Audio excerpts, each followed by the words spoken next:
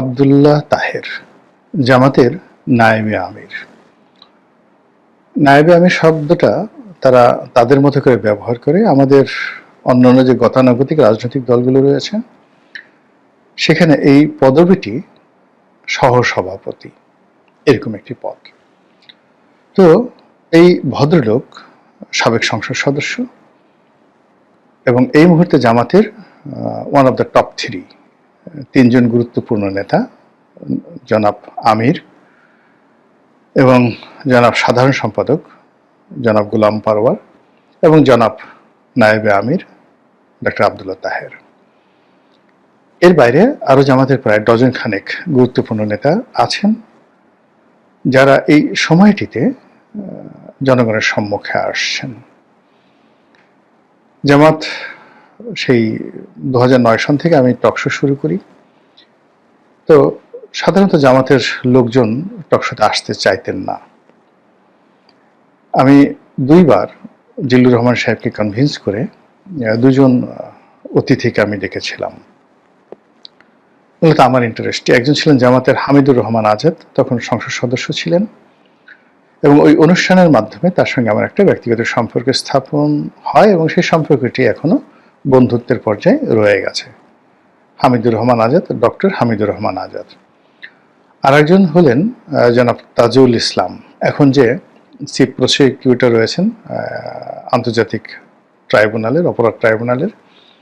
তো ওনার সঙ্গে যখন দেলোয়ার হোসেন সাঈদীর বিচার হচ্ছিল বা যুদ্ধাপরাধের বিচার হচ্ছিল, তিনি প্রায় সবার পক্ষেই ওকালতি করছিলেন। ওই সময়টিতে চ্যানেল আইয়ের 3য় মাত্রার একটি অনুষ্ঠানে আমি জিল্লুর সাহেবকে বললাম যে ওই ভদ্রলোককে ডাকেন। তো ওই সময়টিতে আমার ব্যক্তিগতভাবে জামাতের প্রতি একটা দুর্বলতা ছিল আওয়ামী লীগের অত্যাচার এবং অতি নির্যাতনের কারণে। আমার কাছে মনে হলো যে তারা কথা বলতে পারছেন না, তাদের আদর্শ তারা প্রচার করতে পারছেন না। যদিও ব্যক্তিগতভাবে জামাতের যে ধর্মতত্ত্ব, থিওলজি, ওহাবিবাদ, তারপরে মওদুদিবাদ, এই বিষয়গুলোর সঙ্গে আমার দ্বিমত রয়েছে। আমি ইসলাম বলতে যেটি বুঝি এটা মধ্যপন্থা, যেটিকে অনেক আহলে সুন্নাত ওয়াল জামাত বলেন। ঠিক সেই আহলে সুন্নাত ওয়াল জামাতের মতো করে ধর্মকর্ম করা, আবার একই সঙ্গে জামাত যেটা অপছন্দ করে, অর্থাৎ এই যে পীর, মাজার, কবর পুজো করা, এগুলো নিয়ে বাড়াবাড়ি করা, এই বিষয়গুলো আমার পছন্দ নয়। তবে আমার সাথে এই 2 গ্রুপেই একটা দূরত্ব। সেই দূরত্বটা হলো জামাত যেভাবে মাজার পূজারীদেরকে, পীর পূজারীদেরকে বা যারা পীরতন্ত্র করেন তাদেরকে ঘৃণা করে, তাদেরকে প্রতিরোধ করতে চায়, তাদেরকে অপদস্থ করতে চায়, এই জায়গাটাতে আমি দ্বিমত পোষণ করি। আবার আহলে সুন্নাত ওয়াল জামাতের যারা লোকজন রয়েছেন তাদের একটা ধারণা যে তারা ছাড়া অন্য মতাদর্শে যারা লোকজন তারা ভালো না, অনেকে কাফের, অনেকে ইসলাম থেকে খারিজ হয়ে গেছে। আপনি কিছু আলেম ওলামা যারা আছেন, যারা আহলে সুন্নাত ওয়াল জামাতের ধারক বাহক বা মুখ্য আলেম হিসেবে মনে করেন, দেখবেন যারা খুবই অহংকারী, প্রচণ্ড অহংকারী, এবং তারা খুব গালাগালি করেন, উগ্রতা দেখান এবং নিজেদের শ্রেষ্ঠত্ব তারা জাহির করেন। এই লাইনের, অর্থাৎ আহলে সুন্নাত ওয়াল জামাত বাংলাদেশে অনেকে প্রতিষ্ঠা করেছেন একটা ধারাবাহিকতা, কিন্তু আমি 80-র দশকের থেকে বেশ কয়েকজন লোককে চিনি যারা এখন যারা আহলে সুন্নাত আছেন, তাদের সবারই উস্তাদ ছিলেন উস্তাদুল আল্লাম। এদের মধ্যে একজন ছিলেন কমলাপুর রেলওয়ে জামে মসজিদ, কমলাপুর রেলওয়ে জামে মসজিদ, এটার খতিব ছিলেন জনাব তাহের। তো আবু তাহের এরকম। তো অসাধারণ বক্তা ছিলেন, কিন্তু উনি মাইল্ড ছিলেন। আরেকজন ছিলেন মাওলানা আব্দুল জলিল, উনি মারা যাওয়ার পরে। তো উনি আহলে সুন্নাত ওয়াল জামাতের মহাসচিব অথবা সভাপতি এরকম কিছু একটা ছিলেন। তো উনি খুব রাগী ছিলেন, প্রচণ্ড রাগী ছিলেন, উগ্র ছিলেন। উনি আবার শাহজাহানপুর রেলওয়ে কলোনি মসজিদ যেটা আছে, ওই মসজিদের খতিব ছিলেন, গাউসুল আজম মসজিদ। তারপরে চট্টগ্রামে যে আলফালা মসজিদের যিনি খতিব ছিলেন দীর্ঘকালীন সময়, এই ভদ্রলোক আহলে সুন্নাত ওয়াল জামাত হতেন, তার সঙ্গে আমার একটা ভালো সম্পর্ক ছিল। তো আমি তাদেরকে দেখেছি। আবার যেহেতু জামাতের আলেম ওলামাদের সঙ্গে অনেকের সঙ্গে পরিচয় আছে। এদের উগ্রতা বাদ দিয়ে দুটো দলের মধ্যেই তারা যে প্রচারণা চালাচ্ছেন, এগুলোর মধ্যে আমি অনেক যৌক্তিকতা খুঁজে পাওয়ার কারণে আমি অনেকটা লিবারেল মানুষ হিসেবে উভয় পক্ষের সাথে সম্পর্ক বজায় রেখেছি। এই জন্য অনেকের প্রতি আমার মমত্ব, আমি কারোর মধ্যে কনজারভেটিভ হতে পারিনি। একদম 100% আওয়ামী লীগের হয়ে বিএনপিকে কখনোই ঘৃণা করতে পারিনি। একেবারে আমার শৈশব থেকে কখনো আমি বিএনপিকে ঘৃণা করতে পারিনি। আমি বিএনপির অনেক অনুষ্ঠানে গিয়েছি যখন আমি স্কুলে পড়ি। অনুষ্ঠান হলেই আমি যেতাম। যেমন ঢাকা বিশ্ববিদ্যালয়ে যখন পড়েছি ছাত্রলীগ করতাম, কিন্তু বি চৌধুরী বক্তব্য দিচ্ছেন, আমি শুনতে যেতাম। তারপরে জাতীয় পার্টির মিজানুর রহমান চৌধুরী বা শাহ মোয়াজ্জেম সাহেব বক্তব্য দিচ্ছেন, আমি কিন্তু শুনতে যেতাম। তারপর বিএনপির আব্দুল সালাম তালুকদার অথবা কে এম ওবায়দুর রহমান বক্তব্য দিচ্ছেন, মন্ত্রমুগ্ধের মতো আমি শুনতে যেতাম। আমার মধ্যে কখনো এরকম একেবারে কনজারভেটিভনেস ছিল না। অথবা আওয়ামী লীগের যারা ভালো বক্তব্য দেন, তাদেরকে আমি সবসময় একেবারে শৈশব থেকে আমি তাদের বক্তব্য শোনার জন্য বহু মাইল অতিক্রম করে গিয়েছি। এটা আমার একটা, যাকে বলা হয় লিবারেল যে ডেমোক্রেটি, সেই সহনশীলতা রাজনীতির একটা অভ্যাস ছোটকাল থেকে গড়ে উঠেছে। ফলে আওয়ামী লীগ ছেড়ে এসেছি, বিএনপিতে এসেছি, কিন্তু বিএনপিতে আসার পরেও আওয়ামী লীগকে বিএনপির অন্য সব নেতাদের মতো আমি ঘৃণা করতে পারিনি। অথবা অনেক সময় দেখা যাচ্ছে যে নিজের ভার্জিনিটি, সততা প্রমাণ করার জন্য, সতীত্ব প্রমাণ করার জন্য অনেকে খুব বেশি যাকে বলা হয় ওভার অ্যাক্টিং করেন। তো সেটা আমার দ্বারা হয়নি। অনেক হিন্দু বলে হয়ে থাকে যে যারা মুসলমান হয়ে যায় তারা খুব বেশি বেশি গরু খেতে পছন্দ করে। আবার বিএনপির অনেক লোক আওয়ামী লীগে এসে বিএনপিকে খুব গালাগালি করে, আওয়ামী লীগের অনেক লোক বিএনপিতে এসে আওয়ামী লীগকে খুব গালাগালি করে। তো ওই জিনিসটা আমি আসলে কখনো পারিনি, পারবো না, আর পারতে চাইও না। তো সেই দিক থেকে যেটা হলো যে জামাতের যারা লোকজন রয়েছে তাদেরকে ইদানিং আমি কম বেশি সমালোচনা করছি আমার মতো করে। এই কারণে সমালোচনা করছি যে এই দলটি এখন ক্ষমতায় আছে এবং আগামীতে আরও এখন শেয়ার করে, অর্থাৎ বর্তমান ইউনিট সরকারের সঙ্গে শেয়ার করে ক্ষমতায় আছেন। আগামীতে তারা এক্সক্লুসিভলি ভোটে জিতে কৌশলে ডাকসু এবং জাকসুর মতো করে পুরো দেশের রাজনীতি নিয়ন্ত্রণ করতে চান এবং তারপরে তাদের 1, 2, 3, 4 plan A, B, C, D এরকমভাবে তারা এই বাংলাদেশকে নিয়ে 100 বছরের পরিকল্পনা করেন। তো এই অবস্থাতে একজন নেতার যে মিশন থাকা উচিত, ভিশন থাকা উচিত, এই অবস্থাতে একজন নেতার যে ভারিক্যে থাকা উচিত, দুর্ভাগ্যজনক হলেও সত্যি যে জামাতের এই প্রজন্মের যারা এই মুহূর্তে নেতৃত্ব দিচ্ছেন তারা এখন পেরে উঠছেন না। তাদের কথার ম্যাচুরিটি আলী হাসান মুজাহিদি সাহেবের মতো নয়, গোলাম আজম সাহেবের মতো নয়, এমনকি মতিউর রহমান নিজামী, আব্দুল কাদের মোল্লা, কামরুজ্জামান তাদের মতো নন। এবং গত সেই 15 বছর ধরে জামাতের যারা প্রথম সারির নেতা ছিলেন তাদের ফাঁসিতে ঝুলানোর ফলে জামাতের মধ্যে যে একটা মনস্তাত্ত্বিক পরিবর্তন আসে, জামাতের অনেকেই ভয় পেয়ে যায়। 2 নম্বর হলো যে যারা সিনিয়র নেতৃবৃন্দ চলে গেছেন তাদের জায়গায় যারা আসছেন পরবর্তীতে, তারা আসলে এইভাবে পাবলিক মিটিং করার মতো, সাংবাদিক মোকাবেলা করার মতো অভিজ্ঞতা তাদের কখনোই ছিল না। ধরুন আমি যখন 2009-10 সনে একটা বক্তব্য দিয়েছি টেলিভিশনে, সভা সমিতিতে বক্তব্য দিয়েছি, বক্তব্য শুরু করার আগে আমার হাত পা কাঁপতো, মোষ ঘামিয়ে যেত, বক্তব্যের ধারাবাহিকতা থাকতো না। কখনো পরিবেশ পরিস্থিতি আমাকে নিয়ন্ত্রণ করতে, আমি পরিবেশ পরিস্থিতি নিয়ন্ত্রণ করতে পারতাম না। কিন্তু এই কাজগুলো ক্রমাগত করার ফলে এখন এই সময়টিতে এসে যে দক্ষতা এসে গেছে, অভিজ্ঞতা এসে গেছে, পেশাদারিত্ব এসে গেছে, ফলে কি হলো, এই যে আপনাদের সঙ্গে কথা বলছি, টেলিভিশনে কথা বলছি, মঞ্চে কথা বলছি, রাজনৈতিক মঞ্চে কথা বলছি, জনগণের সঙ্গে কথা বলছি, সেখানে কোনো পরিস্থিতি আমাকে নিয়ন্ত্রণ করতে পারে না। আমি আমার মতো করে কথা বলছি, এটা পারি, এটা দীর্ঘদিনের প্র্যাকটিসে এটা হয়ে যায়। কিন্তু এটা 2016 সালে সম্ভব ছিল না, 14-12 সালে সম্ভব ছিল না, এমনকি 2018 সনে এটা সম্ভব ছিল না। প্রতিদিনই আমি কিন্তু শিখছি। তো সেই দিক থেকে জনগণের সামনে কথা বলার জন্য বা আন্তর্জাতিক মিডিয়াতে কথা বলার জন্য, রাজনৈতিক প্রতিপক্ষের সঙ্গে নেগোসিয়েশন করার জন্য নিজেদের ক্ষমতা, বৃত্ত এবং বৈভবকে জাস্ট ধামাচাপা দিয়ে তারপর নীতি এবং আদর্শের যে কথা সেগুলো বলতে পারা, এই জিনিসগুলো এখন তারা প্র্যাকটিস করছেন, কিন্তু এখনো তারা সফলতার ধারের কাছে যেতে পারেননি। ফলে এই গত 1 বছরে যে আমাদের যারা শীর্ষ নেতৃবৃন্দ রয়েছেন মোরালেস সবাই কিন্তু তাদের নানা রকম কথাবার্তার দ্বারা বিতর্কিত হচ্ছেন। এবং সেই দিক থেকে ডক্টর আবদুল্লাহ তাহের তিনি যেহেতু বেশি কথা বলছেন, বেশি বেশি সব জায়গায় যাচ্ছেন, ফলে তার ভুলের পরিমাণও বেশি হয়ে যাচ্ছে।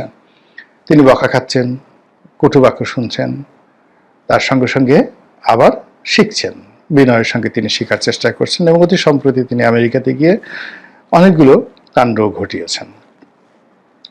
প্রায় সব কাণ্ডগুলোই কিন্তু বিতর্ক তৈরি করেছে।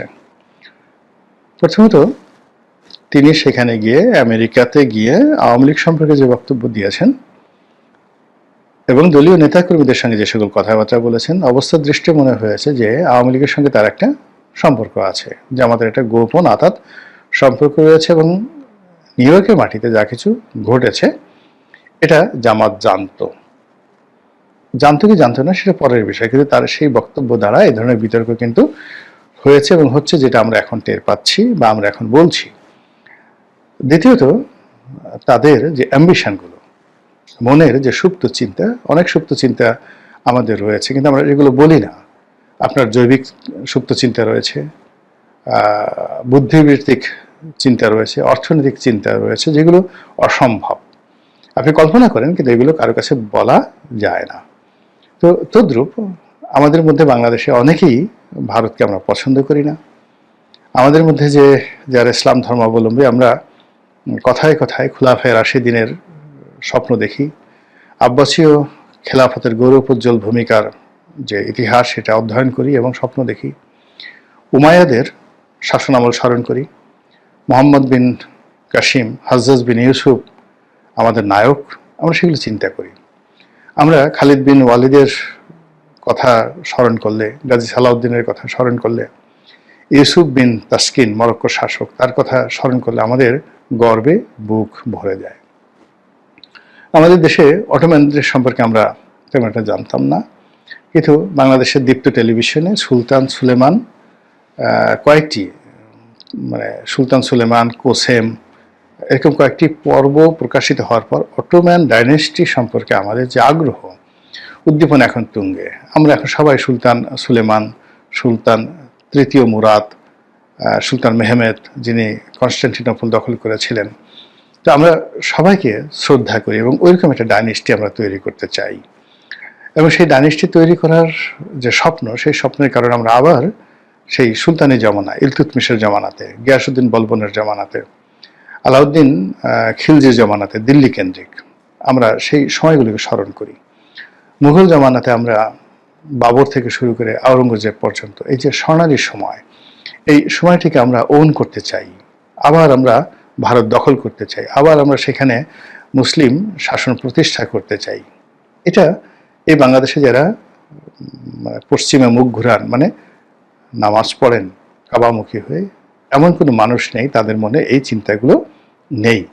কিন্তু এখনকার যে বাস্তব পরিস্থিতি, সেই বাস্তব পরিস্থিতি এই কথাগুলো বলার মতো নয়। আমরা এই কথাগুলো বলা ঝুঁকিপূর্ণ মনে করি, দেশের জন্য, নিজের জন্য, সব দিক থেকে এই কথাগুলো বলা যাচ্ছে না। এবং এটা কতটা রিয়েলিটি আপনি চিন্তা করুন যে মোহাম্মদ রাসূলুল্লাহ সাল্লাল্লাহু আলাইহি ওয়াসাল্লাম যখন মক্কা জয় করলেন, তখন আপনি বুঝতে পারেন যে প্রবল রোমান সম্রাট, পুরো মধ্যপ্রাচ্য তাদের শাসনকর্তা হয় না। সিরিয়া থেকে যদি রোমান সম্রাটের কোনো একজন প্রতিনিধি, একজন যাকে বলে সিঙ্গেল একজন সৈনিক পাঠিয়ে দেওয়ার পর যদি মক্কার কোনো গোত্রকে বলা হয় যে একে অ্যারেস্ট করে, গভর্নর হুকুম দিয়েছেন অ্যারেস্ট করে নিয়ে যাওয়ার জন্য, ওটাকে চ্যালেঞ্জ জানার মতো ক্ষমতা আরবের বেদুইনদের তখন ছিল না। দুটো অংশ ছিল, একটা হলো সিরিয়া কেন্দ্রিক রোমান সাম্রাজ্য, আর একটা ছিল পারস্য, যাকে বলে ইয়ামেন কেন্দ্রিক, ইয়ামেনের হাদ্রামৌত কেন্দ্রিক, আবার এটাও না, আবিসিনিয়া এখন ইথিওপিয়া ছিল যাকে বলা হয় পারস্য ডাইনেস্টির আঞ্চলিক হেডকোয়ার্টার। তো ইথিওপিয়া থেকে আবার একজন গভর্নর পাঠানো হতো, যিনি ইয়ামেনের সেই যাকে বলা হয় রাজধানী সানাতে বসতেন। সেই গভর্নরের হুকুম চলতো দক্ষিণ আরবে, মানে আজ আমরা যেটাকে হেজাজ বলি, মক্কা মদিনা এই অঞ্চলে চলতো পারস্য শাসন।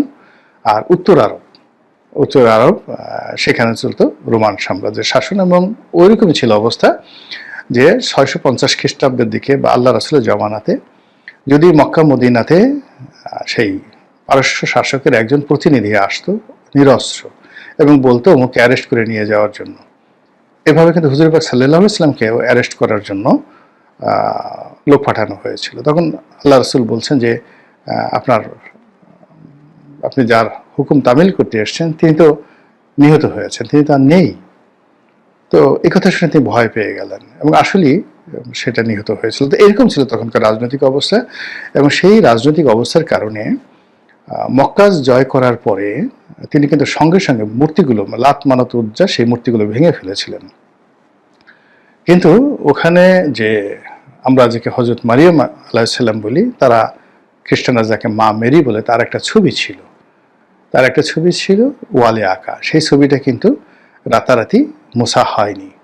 এর কারণ হলো আল্লাহ রাসূল চিন্তা করছিলেন যে এটি যদি মুছা হয় আর এটির খবর যদি সিরিয়াতে পৌঁছে এবং সেখান থেকে যদি রোমান সম্রাটের কানে যায়, আর রোমানরা যদি এই মুহূর্তে মক্কা মদিনা আক্রমণ করে, আমরা সেটা সামাল দিতে পারবো না। This is politics.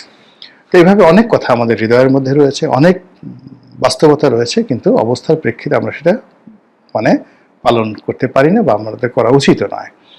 এখন আমরা কোনো অবস্থাতেই ভারতের সঙ্গে যুদ্ধ করার, ভারত দখল করার, এটা আমাদের স্বপ্ন হতে পারে, কিন্তু এটা 1% বাস্তবতা নেই। বরং আমাদের রাজনীতিবিদের মুখ থেকে এই ধরনের কথাবার্তা যদি বলে বা বের হয়, তাহলে যে কোনো সময় একটা দুর্ঘটনা ঘটতে 30 মিনিট সময় লাগবে না, অনলি 30 মিনিট, সবকিছু তছনছ হয়ে যাবে, এটা দ্বিতীয় সিকিম হয়ে যাবে। তো সেই দিক থেকে জামাত যেহেতু এখন ক্ষমতা লাভ করতে চায়, ক্ষমতায় যেতে চায়, ফলে তাদের বক্তব্য কতটা সংযত হওয়া উচিত এটি বলাই বাহুল্য। তারা ইতিমধ্যে গাজওয়াতুল হিন্দের কথা বলেছেন, আব্দুল তাহের তিনি সেখানে গিয়ে, ডক্টর আব্দুল তাহের। তারপরে ভারত বাংলাদেশ আক্রমণ করুক, তিনি সেটা চান। এবং 71-এ যেভাবে তারা দেশমাতৃকার পক্ষে যুদ্ধ করেছেন পাকিস্তানের পক্ষে, এইবার তারা ভারতের বিরুদ্ধে বাংলাদেশের পক্ষে যুদ্ধ করে তারা দেখাবেন যে তারা সত্যিকার অর্থে দেশপ্রেমিক। ভীষণ রকম এটা রিপারকেশন তৈরি করেছে। আর সবচেয়ে আজকের যে বিষয়টি নিয়ে আলোচনা করব, তিনি একটি বক্তব্যতে বলেছিলেন যে জামাত যদি সরকার গঠন করে, তাহলে মুসলিম বিশ্ব, ধনী আরব রাষ্ট্র, তাদের যে জাকাতের টাকা আছে, জাকাত ফান্ড আছে, জামাত তাদেরকে কনভিন্স করে এই জাকাতের টাকা এনে বাংলাদেশের দরিদ্র মানুষকে সহযোগিতা করবে। ভীষণ রকম আপত্তিকর কথা। আমরা এখন বিশ্বের কোনো দেশের জাকাত গ্রহণ করার পর্যায়ে নেই।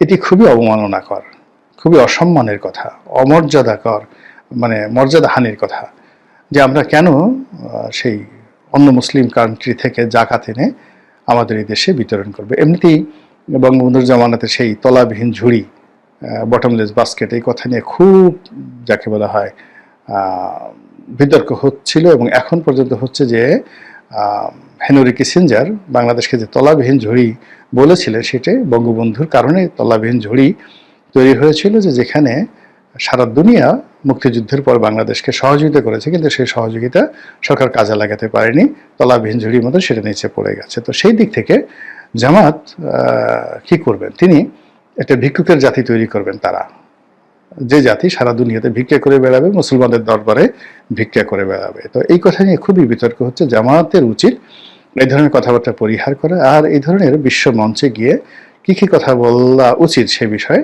ট্রেনিং দেওয়া। মহান আল্লাহ আমাদের সবাইকে হেদায়েত দান করুন এবং হেফাজত করুন। আসসালামু আলাইকুম ওয়া রাহমাতুল্লাহি ওয়া বারাকাতুহু।